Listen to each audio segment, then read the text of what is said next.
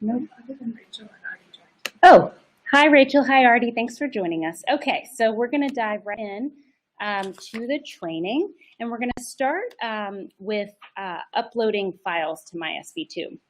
So I think you should have all seen the basic functionality of how to find the files as a part of the general training, but we're going to go like one click down to think about how you actually upload files yourself.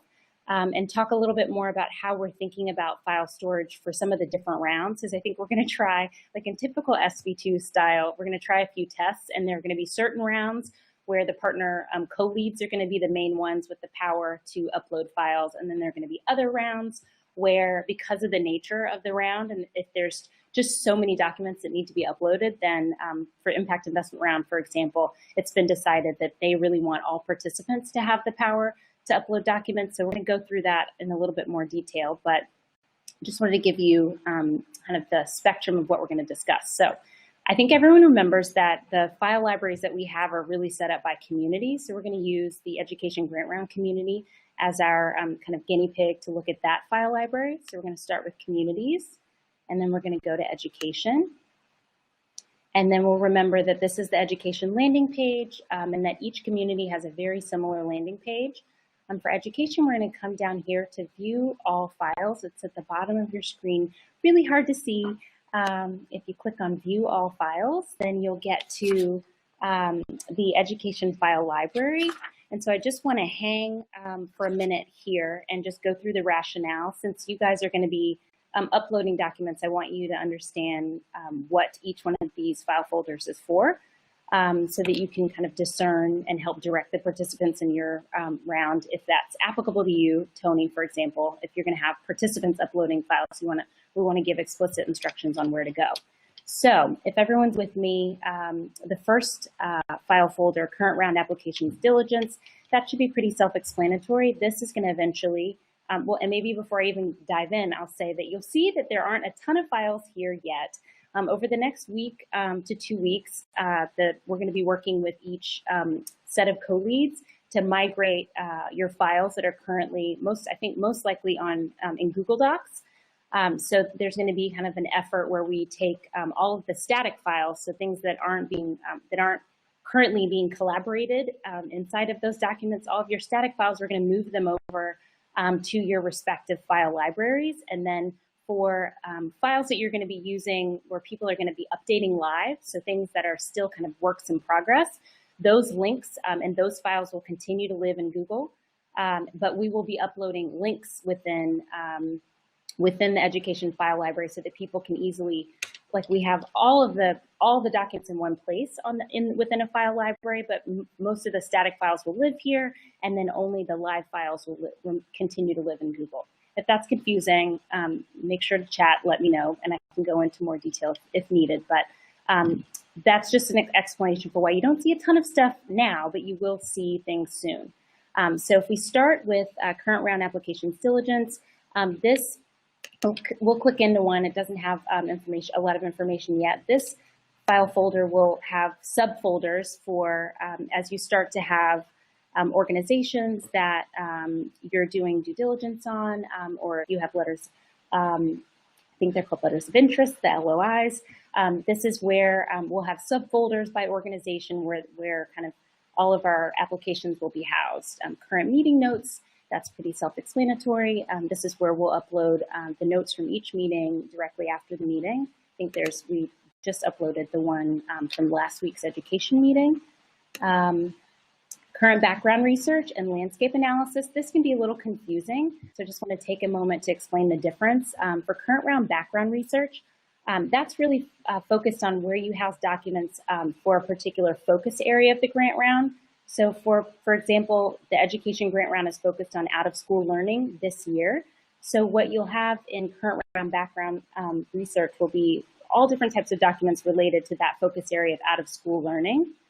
But landscape is really for a broader set of things, of resources that you want to share related to education in general. So that's the difference between landscape and current round background research. And then there's archived grant rounds, and that's focused on, if you click into it, there should be links to Box, where if you're just curious and you want to see all of the files from previous grant rounds, all of those will be archived here, which I think is pretty exciting that partners can get their hands on. So first, just wanted to give you a little bit of a lay of the land of these file folders, and also point out that there is a little bit of a difference for Tony, just so for you to know, when you click into impact investment, kind of the impact investment file library, you'll notice that we've created two different subgroups, one for the education subgroup and one for environment. And both of those sub-file folders will follow the same format, but we've started to try to incorporate that we're breaking your round into kind of, or the round that you're co-leading into sub-communities for file storage. Okay, so then if we want to take a moment to think about how we're going to upload a file, I'm just going to walk you through one. So you'll double click into the folder where you want to save a file. So let's say we just finished a meeting. We wanted to upload current grant round meeting notes. At kind of two places, you'll either add a file or you'll add a link.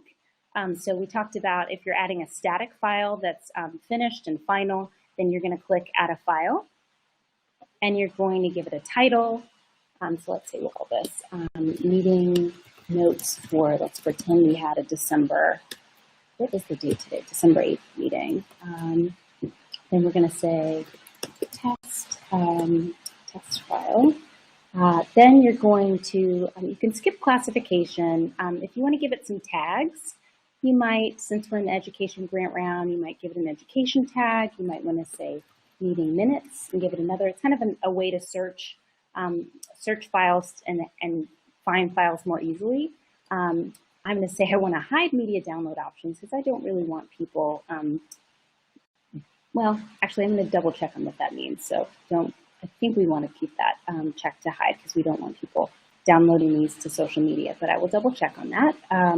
Then created by, you're going to choose your household, you're going to choose your name, and then you're going to choose, make sure that this category topic and then subtopic is accurate. It should, if you've clicked in a certain way, it should show that we want to be in education and that we want to be in the current round meeting notes.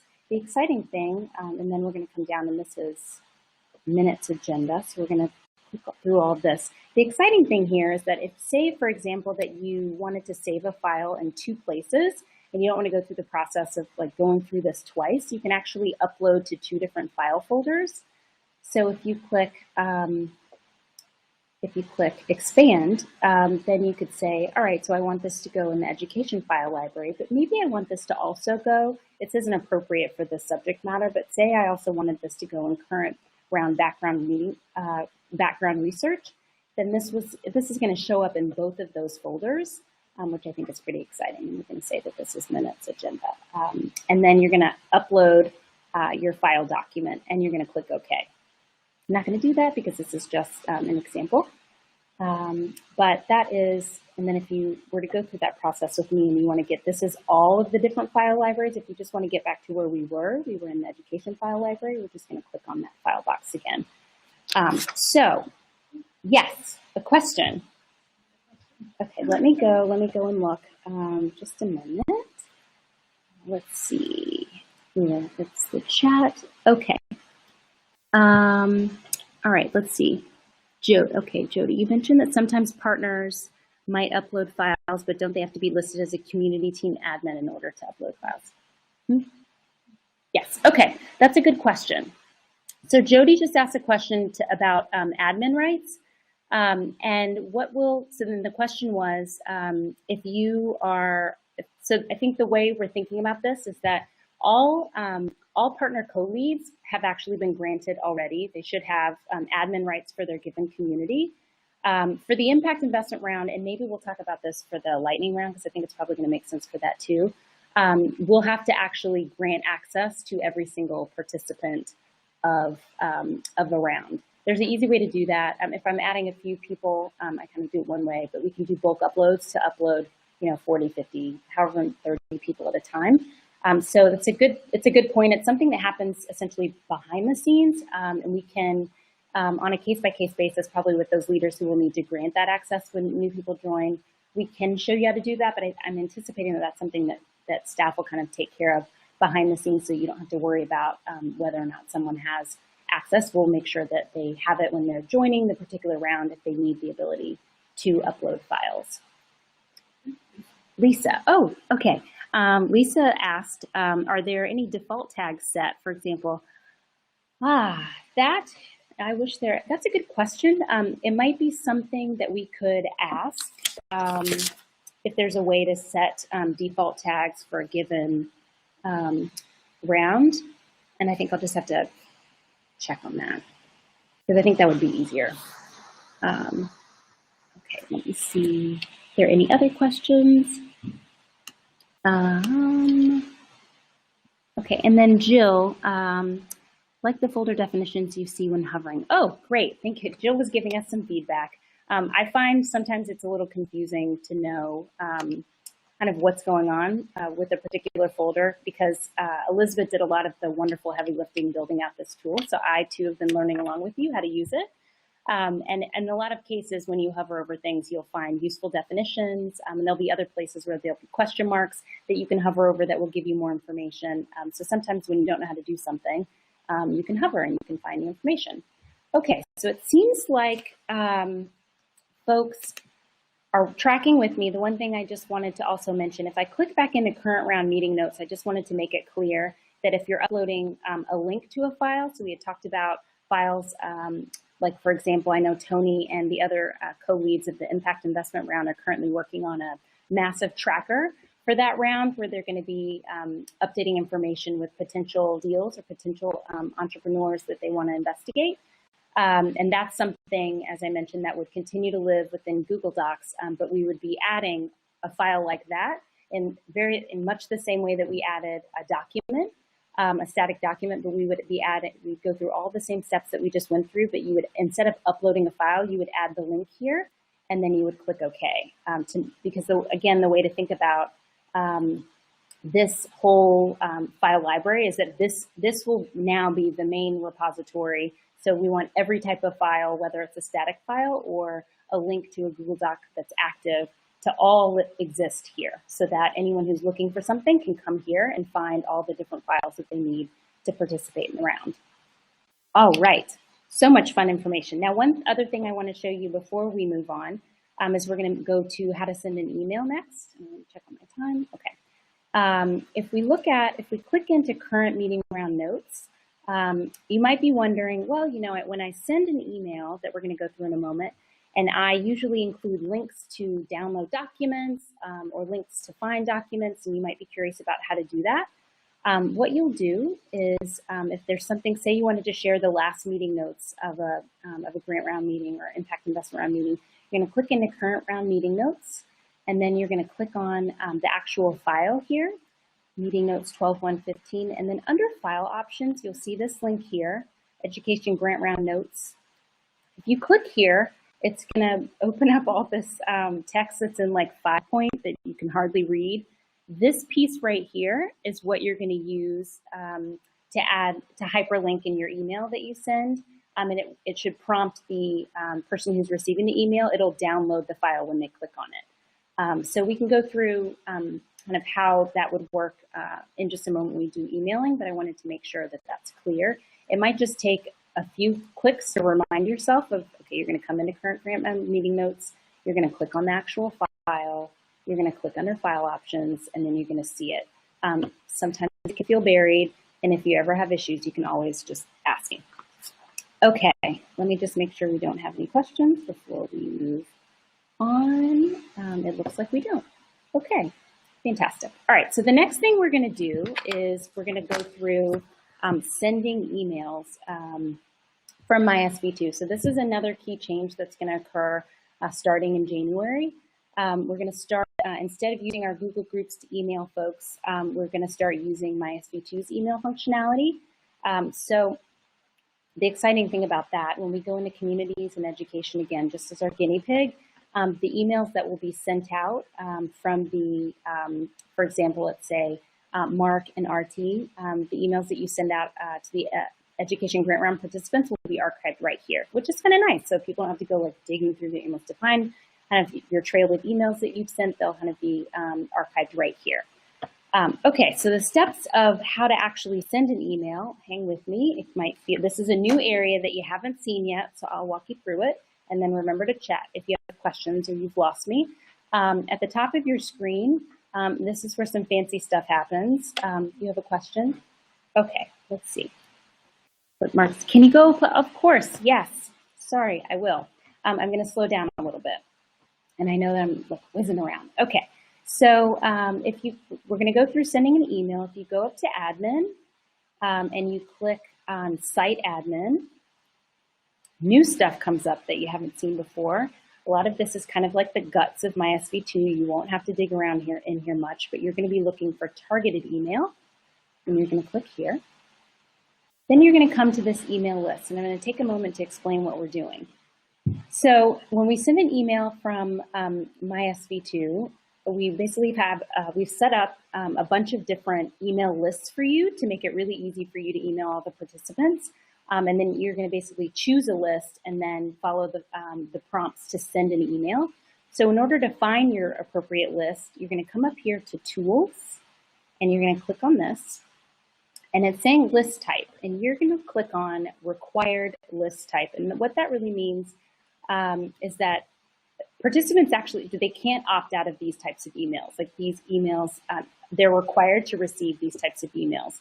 So you don't have to worry about making sure that you set that up because I've set all these up for you. But when you're searching for them, the default is to click on, you need to click on required and then apply in order for all of the lists to show up. So now you should see I think for everyone's rounds, I've set up a list and I've populated, except for the lightning grant round because we don't know who's participating yet. I've set up a list that you'll use kind of every time in order to send an email out, and staff will be responsible for when a new participant joins a round to update this list. So you can have confidence that we're going to upload, we'll update these lists regularly to make sure that participants' names who are new to the group are added. You'll notice, I just want to run through a few key things before we click into one. For the impact investment round, Tony, you've got all kinds of special things that are happening with your round. You'll notice that we have a list for all impact investment round participants. So if you want to recap a meeting, remind folks of an upcoming meeting, you're going to use this list. We've also broken it up into education participants for the impact investment round and environment. So you have sublists, and then international grant round participants, you have your list. Education folks, you have your list. And then I have kind of a test list that I mess around with. So if we click into one, I'm just going to show you how this works. It's going to give you kind of a summary. You're next going to click into, so this is kind of how you know first that this is a lot of folks on the education grant round participant list. I know it's a lot of folks. Carrie and I are going to look at why that has so many folks in it, because that is a lot of people. We're going to kind of go through the functionality. Okay, so once you clicked into one, so I'll make sure I'm not going too fast. Let me back up for a second. So say I'm getting ready to send a note. Mark, I'm pretending to be you or RT, and I'm sending a note to the education grant round participants. I'm going to click into this list, and then I'm going to click create new email. And this is pretty intuitive. We are going to enter our names. I'm going to say, like this. And I can't remember your email, Mark, but let's just say it's that. I know it has a lot of letters and numbers in it. Okay, but you're going to write in your email.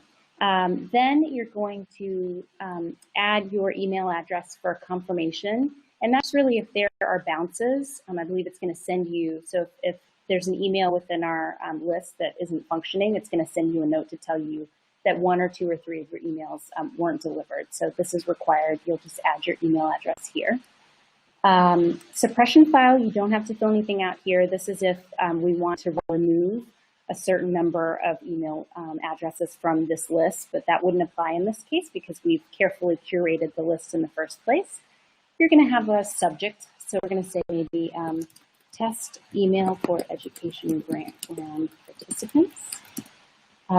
You're going to enter in all your good stuff here that you want to talk about. So excited that the meeting is coming up.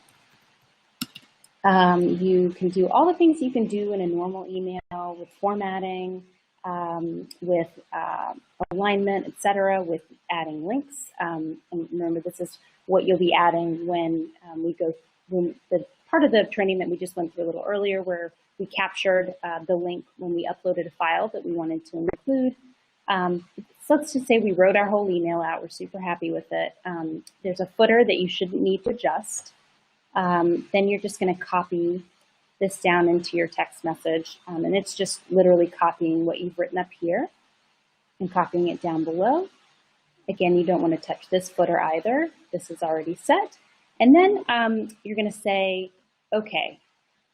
Now, note, when you click OK, it's not going to send, so don't have fear. It's just basically capturing that you have prepared this email, so we're going to click OK. Oh, it's telling me a valid email address. Sorry, it didn't like your fake email address that I put in. So let's just put mine in up here. And then I'm going to click OK. And I'm sorry, Jody, you had a question. What was it? No, okay, we're going to keep going. So then you have an email that's getting ready to be sent. In order to actually send it, you have to come to Actions, and you have to actually say Send Now. You could, I'm kind of a person that likes to send a lot of tests to make sure that I understand exactly what something looks like before I send it. So you can send yourself a test email, and it asks you where you want to send it. You can, so the main things you're going to, if you decide this was a terrible email, I want to get rid of it, you can delete it, you can edit it, you can go in and view it again. So there are a lot of different options, but I would recommend maybe testing it first, and then after you're happy, it'll come directly into your inbox. If you're happy with that, then you can click Send Now, or if you want to choose a time in the future, then you can click Send in the future. So that was a lot to capture. Let's take a moment. Okay, so let's go and see what we've got here. Should I see lists when I look from the international page? Yes, so question from Jill. When you look from the international page, you should still have to click on the required. So there's that toggle that we went through at the very beginning where you, say it again? Oh yeah, let's just do it again. I'll do it actually from the international community, just so I can do it along with Jill. So Jill, we're gonna go into the international community, and then actually no, online. I'm going to go to admin, and I'm going to go to site administration. So we have to start kind of all over from the beginning. So admin, site administration, and then we come down to targeted email. And so then this is what you see, and this is what you'll see no matter what. You know what? I wonder if they all got listed. Yes. It wasn't. Let's see. Admin options selected wasn't available to me. Huh. Okay. I think this means that you are, can you write this down? That this means that we just need to grant you with admin rights. You should have them, but for some reason they're not captured. So if there's anyone else that happened for, so it looks like for Lisa and for RT also, and for Jill. Okay. We'll sort it out later.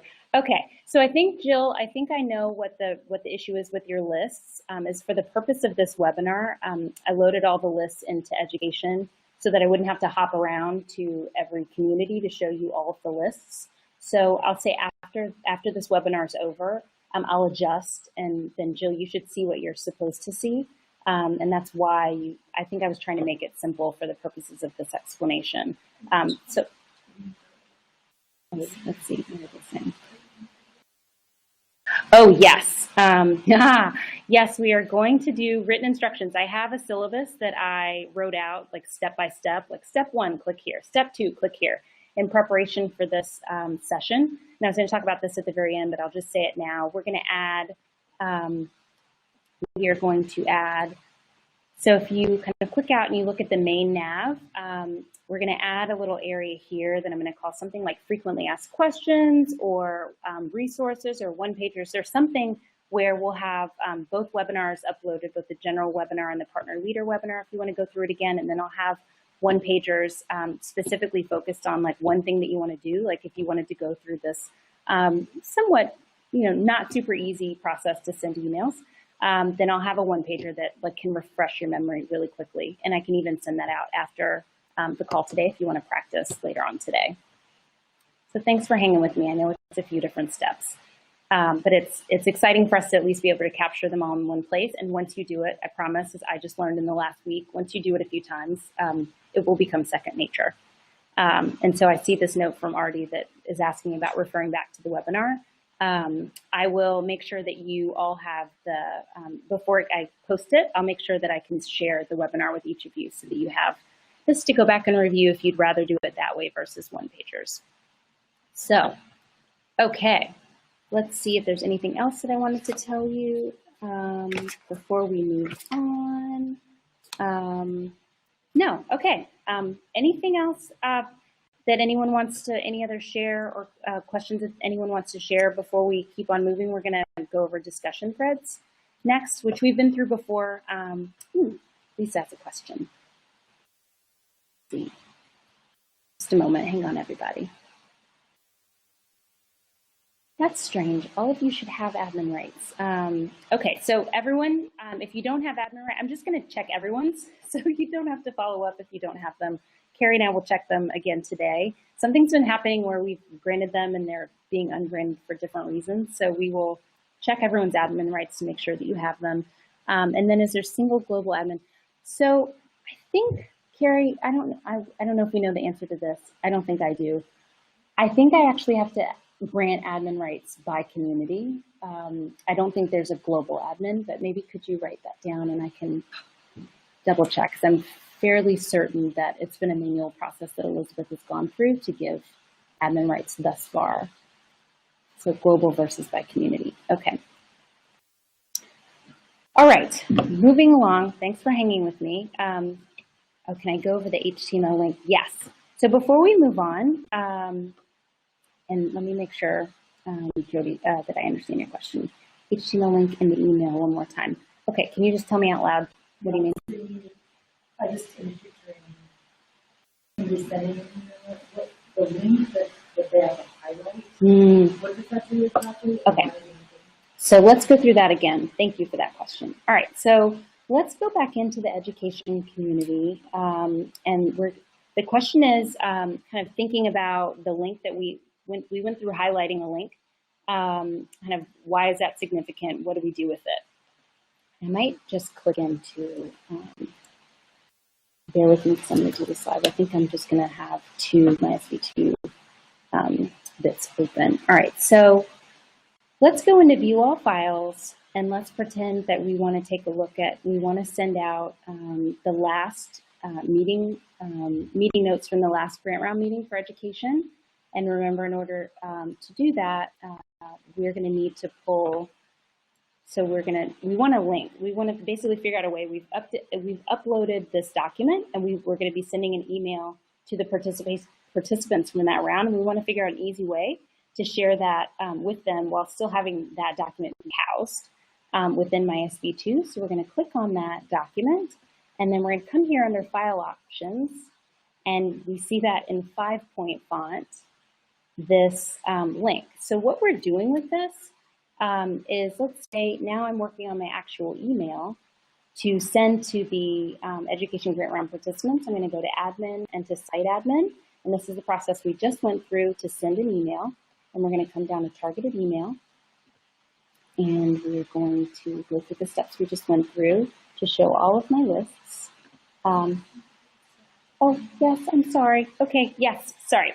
Okay, so let's, I'm just going to do, let me go through it more slowly. So admin, so again, these are the steps, and don't expect, you won't remember them all, everyone, when I'm going through them. It's really going to take kind of looking at the step by step. I just wanted to kind of walk you through it one time. But so what we're trying to do is we've realized that we've uploaded a document here, and we're getting ready to write an email. I'm pretending to be RT and Mark. We're writing an email to the Education Grant Round participants, and we have a link to this document that we want to share with participants that we're emailing, and we're just going back through the process, as Jody was asking, why is this link significant? So I have this, and this is something you'll probably start doing, is opening up my.SV2 in 2 different tabs so that you can toggle back and forth. So separately, we were going through, and I'm going to do this again slowly. So think about the process for sending an email. that we went through, we're going to go to admin and site admin, and then we're going to come down and we're going to go to targeted email, just like 7th from the top, and then we're going under email lists. Remember, we're looking for those required lists that people can't opt out of, and we're going to click apply. Then RT and Mark, I'm pretending to be you, and I'm saying this is my list to email my people. So I'm going to click into this list, and I'm ready. Now I see this is my list. I'm ready to write my email. So now I'm going to go up to create new email. And then let's pretend that I filled all of these things out. So we went through this process just a few minutes ago of filling out my name and all these other things. And now where does this link come in? So let's say for everyone's reference, here is the, here are the notes to the last grant round meeting. So in a similar way of how you hyperlink to Google documents that you were sharing in the old world of where all the grant round documents are shared, and you would have been over here in Google and you would have grabbed the link.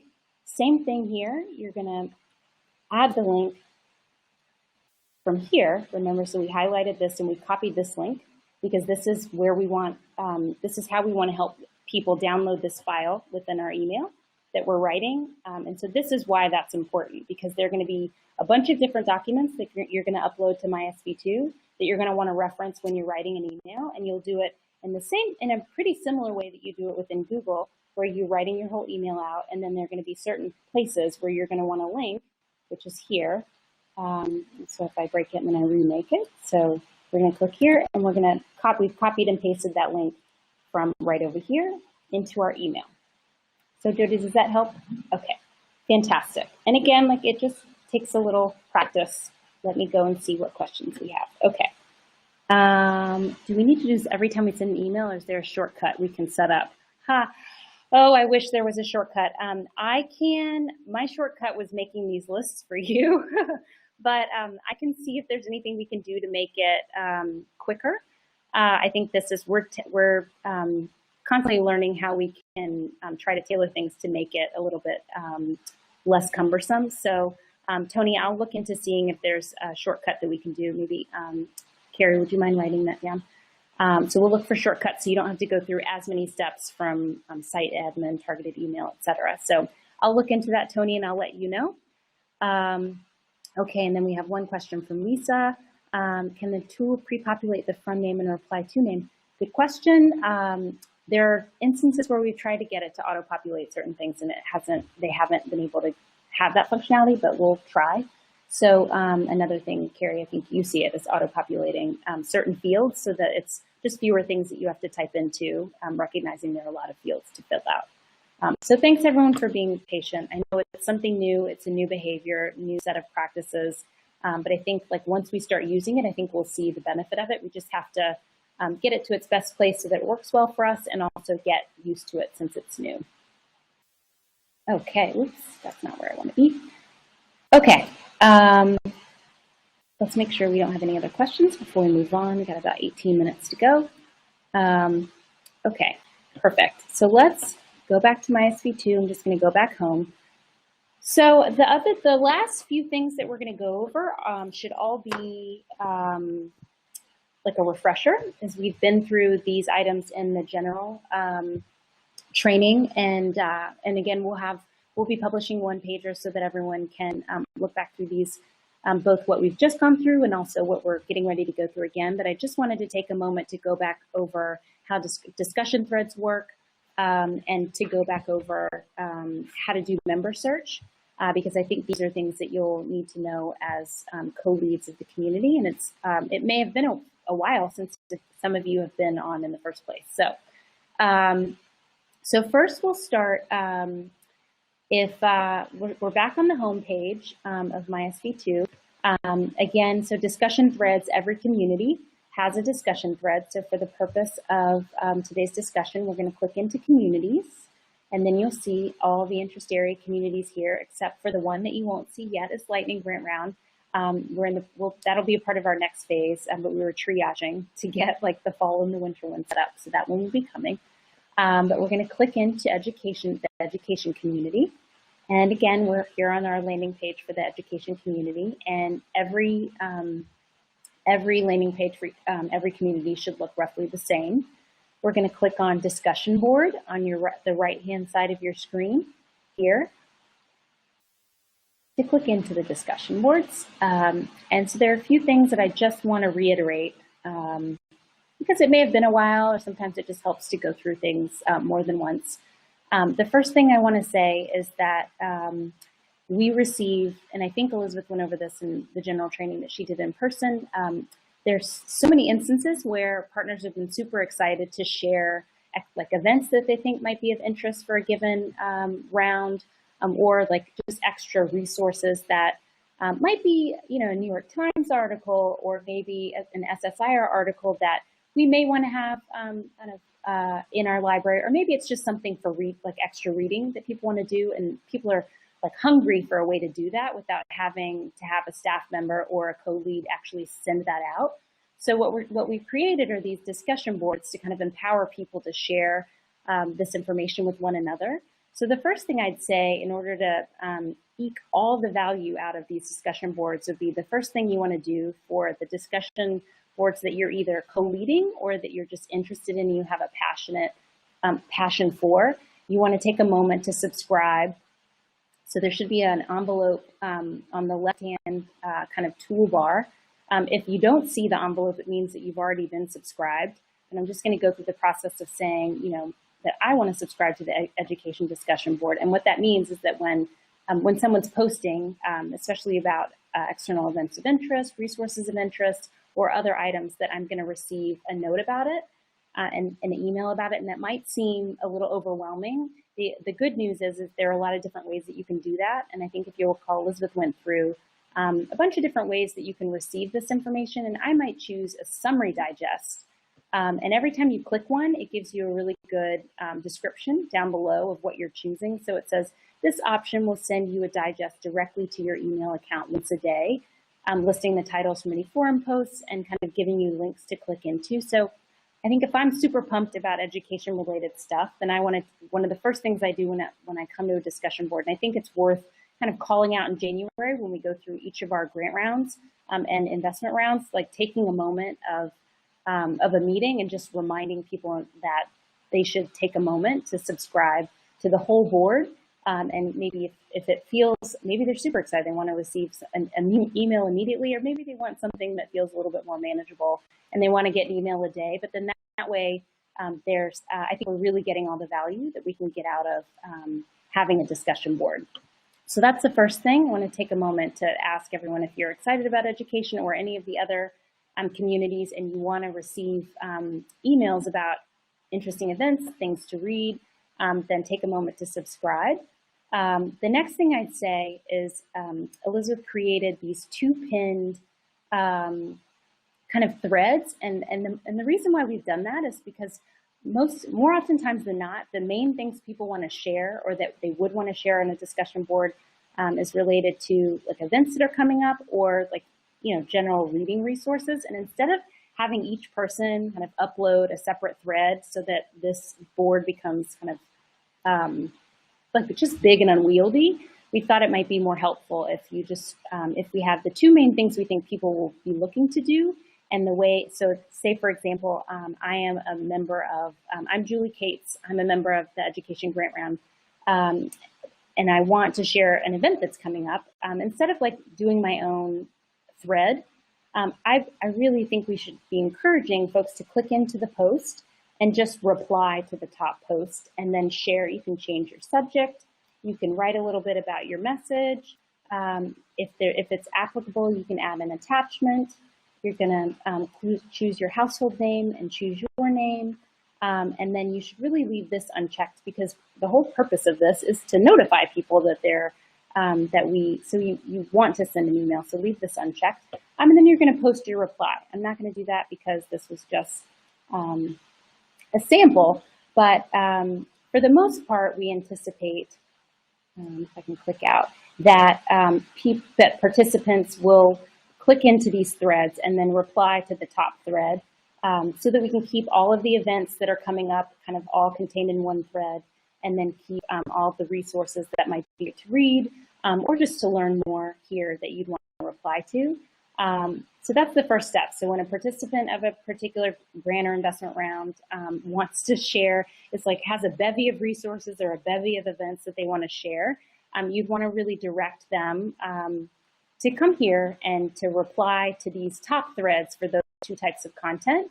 And if it's something outside of that, then they can start a new thread. And kind of everyone that's on my SV2 has this power, so you don't have to worry about being the bottleneck for this functionality. You can encourage them to come here, and it's the same process of writing a subject, writing your message, and going through the same steps to post a thread to share whatever it is that they want to share or discuss with the rest of the community. So I'm going to take a moment and see what questions we have. Let's see. Do we have any questions? No, it doesn't look like we do. Okay. Oh, wait, Lisa might be writing one. Okay. So we wanted to move this up. Yes. So what we'll do, so I think the question is, and correct me if I'm misinterpreting, we have a question from Lisa, that's if someone posts a resource of interest, that's an article and we're excited about it, but we think that we want to kind of memorialize it for posterity. I think the question is around how do we then move it to the file library, right? Is that the question? Let me see, sorry. Okay, sorry, I saw the part of it. Yeah. There was an early SSI, and that sounded to me like it should be in the pinned thread called resources of interest. Yeah. So how do we do that? Delete that and move it into. Yes, and I think, let's see how she uploaded this. Okay, so Kelly, and it was probably as part of the beta test, so before we completely understood how all of these things were going to work. Oh, well, no, this is November 11th. Okay, never mind. So I think maybe one of the things that we might want to think about is like who's going to do the job of kind of making sure that content that's placed in other places kind of is always getting moved into the right place. And maybe it's a matter of, maybe it's something that's shared between staff and co-leads, or maybe it's co-leads are taking a sweep every week or so to try to move this information over. But we should just be able to, let's see, well, I guess you could kind of click on the link and then just move each of the pieces, each of the links over into, oh wait, hold on, sorry, everyone, stick with me. Into external resources of interest, and we would just reply and then kind of rephrase a reply using kind of adding this link in, and then kind of then going back and deleting the other one once we've done that. So maybe we'll, Carrie, can you write down maybe just thinking about kind of how we're regularly looking at content and making sure that things are in threads or in the right places. And then I think the next step to that is there will be certain things in threads that we really will want to move to the libraries that will get memorialized for later. And so kind of like what are the steps to do that? Yay, good question. Okay. That tool seemed easier to use than the email. Yes, it's much easier, Mark. So Mark was just commenting on the relative ease of the discussion groups. Compared to emailing, and I think you'll see even when you do the emailing and you do it once or twice and you just play around with it, send yourself a test, it'll become second nature. It seems like it has a lot of steps now, but you will get used to it. I promise. I've spent a lot of intimate time with it, and it's become second nature. It just takes a little practice. Let's see if we have any other questions before we move on. Okay. So I think the last thing that I wanted to share is just taking a look at member search again, just to refresh everyone's memory.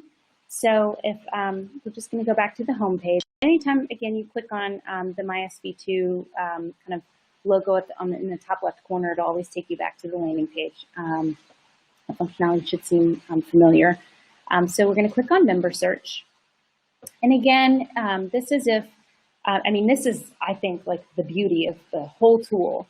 is that, we've had for years, like literally for years, partners who have wanted to look for partners, by name or by, issue, interest area, by professional skill set. And you have the power to do all of that here. So I just wanted to remind everyone, bless you, that if you come back to member search, you've met someone at a participant, at a grant round, bless you, or investment round, and you can't remember their full names and you just want to learn a little bit more about them, you can come and type in. So let's say I met Mark. There's Mark. And you can click on his name, and you come to, it'll open up this window, and you can click on his name again to see his full profile, and there he is. And then you can see, all the different things about Mark, or other partners for that matter. But what I think will be most applicable for you guys, maybe you're nearing the end of an investment round or a grant round, and you're trying to think about folks who might be a good co-lead. And I know some of that is passion and excitement for a particular organization, but some of it might also have to do with skill set. So you might be curious to know if you know that someone you're choosing might really have significant marketing and communications help that they need with. You just come down to what skills or experience would you like to offer, and then you can click search. Hold on. No results found. Oh, pretty good. Thank you. That is good to know.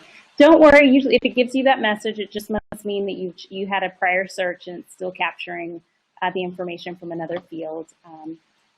But then you should be able to pull, a number of partners with that skill set that you're looking for. And then my last plug would be, in order for this whole functionality that we've been clamoring for years to really be of value, we have to take a moment to really fill out our profiles. So if you haven't done so already, or you've only spent 30 seconds on it, I would just ask that you spend a few minutes today, possibly even the 5 minutes that you might get back today if we end early, to go to my profile. At the top, again, this is in your nav. Yay, there's Ashley. Here's me. And if you want to edit your profile, you're going to come here and go to edit. And you're going to go through and take a moment to update your information here. I think it literally maybe took me like 8 to 10 minutes. It doesn't have to take a ton of time. But in order to really, for us to use this in the way that it was meant, we all have to take a little bit of time to make sure that we've filled out these fields. So I would just encourage everyone to do so and make sure that you don't navigate away from this page until you've clicked OK. I think that's a common theme for the tool in general. So make sure that you're clicking OK, especially if it's something like this that's going to take a few minutes of time and a little bit of typing in different places. You want to make sure that those changes get captured by pressing OK. All right.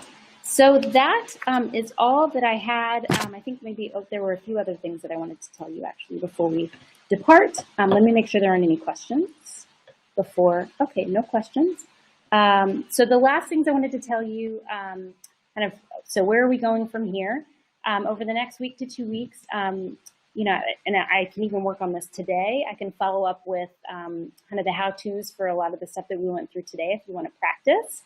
I'm also, as I mentioned, going to be adding a link.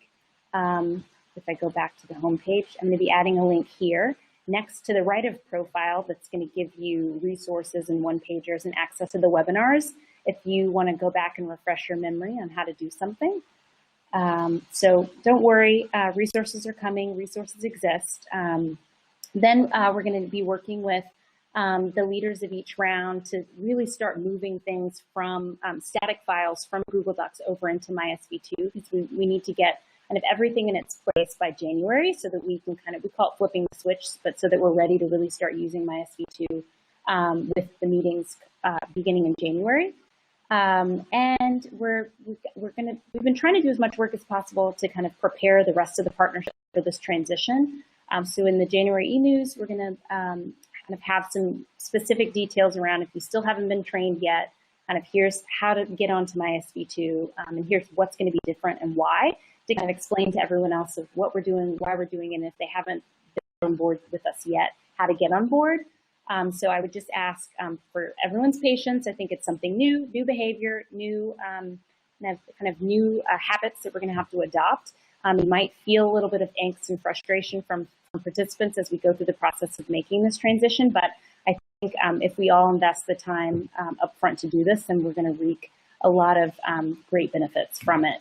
But that's how we kind of envision this transition taking place. So with that, let me see if there are any other questions. I'll give folks another minute to type any other questions that they might have. Is someone typing? Oh, I can't see it.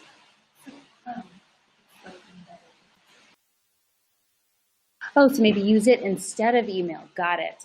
The challenge with that, Mark, is that I think it'll start to get a little messy if we used the discussion threads instead of email. Also, since we kind of have we're trying to keep things so that they're easy to find and that they have, and I'm sorry, Mark, that I didn't see that in the second question until now. Sorry. Trying to do too many things at once, but we've tried to create the community in such a way that there are like specific, easy to find homes for most things. And I know that going through the email process seems like it was clunkier, but when we think about how easy it is for a participant to find exactly what they need, kind of this space that we've created, if you kind of hang with me, if we go back to the education community, when you've sent these emails, I think it's pretty important that we archive emails specifically in a key way, so that when people want to refresh their memories of which emails have been sent out, this feels like a more streamlined way to do that once the email's been sent. I know it seems like a lot of steps, but I promise once we try, and maybe we try it a few times, and if people, no, I just want to say, like, I think we've built it for a purpose, and we built it for a way for a purpose, and I know there's Elizabeth has done a ton of thinking that's gone into it. It seems like a number of steps, but I think once we try it and give a shot, I think it's important for the emails to be sent out in the way that we had originally kind of planned and have them archived here, because if we go into the discussion boards, our concern is that it might start to get complicated for people to send different threads for people and then think about kind of all the different threads over time that we hope, if this is an active discussion board, it's just going to be more difficult to dig out content to find out specific directions and instructions that need to be provided. Whereas if I am diving into a grant round or I missed the last meeting, it's really easy to just come back to this landing page and see that this was the last chain of emails that have been sent, and to know how and when and how to take action. So I think it's a good idea. It's an interesting idea, but I think let's give the original way we built it a try, a good effort, and get used to the steps. And I'm happy to spend more time also with anyone who might want to go through it again, or might want to think about other ways that we could streamline it and make kind of that functionality easier to use. Oh, follow up. Okay. Yes. Okay. So I think since we're at time, Mark, I'm going to follow up. If you don't mind, I'm going to follow up with you later today after the webinar, just to make sure that you have the information that you need, because I want to be respectful that we're 2 minutes over. But I've got your question. I'm going to just capture that to make sure that, actually, I think it'll capture it. Carrie, you'll capture it too. Okay. So I think with that, we will adjourn. But thank everyone so much for your time and your patience. I know that it's a lot of new stuff to throw, a lot of new steps, but I appreciate your hanging in there with me. And as I mentioned, I'm always happy to hop on the phone or spend some time with any of you one-on-one or with a group or with co-leads if we want to spend a little bit more time on any of this functionality or thinking about how we can kind of use it so that we help it sing and do all the great things that we created it to do. So thank you so much, everybody. And with that, I'll let everyone go. Have a good rest of the day.